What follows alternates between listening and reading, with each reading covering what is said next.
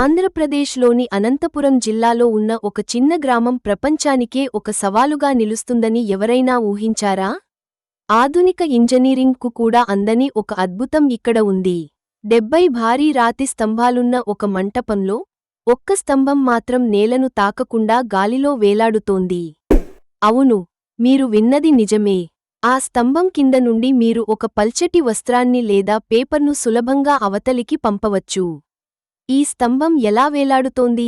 దీని వెనుక ఉన్న ప్రాచీన సాంకేతికత ఏమిటి?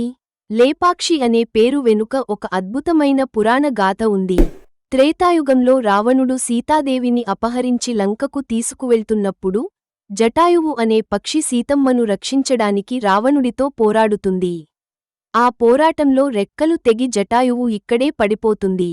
సీతమ్మను వెతుక్కుంటూ వచ్చిన శ్రీరాముడు ప్రాణాపాయంలో ఉన్న జటాయువును చూసి జాలితో, లే పక్షి, పక్షి, లే అని అంటాడు. అలా ఆ ప్రాంతానికి లేపాక్షి అనే పేరు వచ్చింది.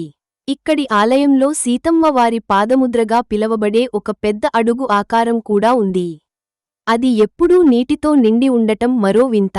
ఈ ఆలయంలోని నాట్యమండపాన్ని విజయనగర రాజుల కాలంలో విరూపಣ್ణ మరియు వీరಣ್ణ అనే సోదరులు నిర్మించారు. ఇక్కడున్న 70 స్తంభాల్లో ఆ వేలాడే స్తంభం, హ్యాంగింగ్ పిల్లర్, ప్రత్యేక ఆకర్షణ. అది గాలిలో ఎలా ఉందో తెలుసుకోవడానికి ఒక ఇనుప రాడ్తో ఆ స్తంభాన్ని కదిలించడానికి ప్రయత్నించాడు. అప్పుడే ఒక వింత జరిగింది. ఆ స్తంభం కొంచెం కదిలిన వెంటనే మొత్తం మంటపం యొక్క పైకప్పు మరియు ఇతర స్తంభాలు కూడా కదలడం మొదలయ్యాయి. ఆ స్తంభమే మొత్తం ఆలయ సమతుల్యతను, బ్యాలెన్స్ కాపాడుతోందని గ్రహించిన ఆ ఇంజనీర్ భయంతో తన ప్రయత్నాన్ని విరమించుకున్నాడు. ఇప్పటికీ ఆ స్తంభం కొంచెం వంగి ఉండటాన్ని మనం చూడవచ్చు.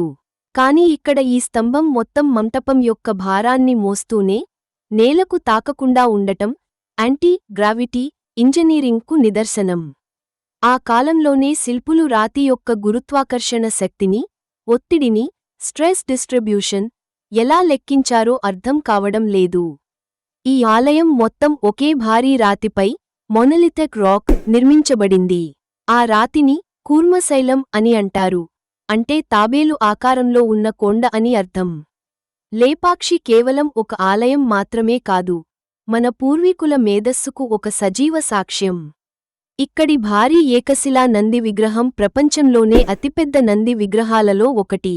27 అడుగుల పొడవు, 15 అడుగుల ఎత్తు ఉన్న ఈ నందిని ఒకే రాతిలో చెక్కడం అసాధ్యం అనిపిస్తుంది.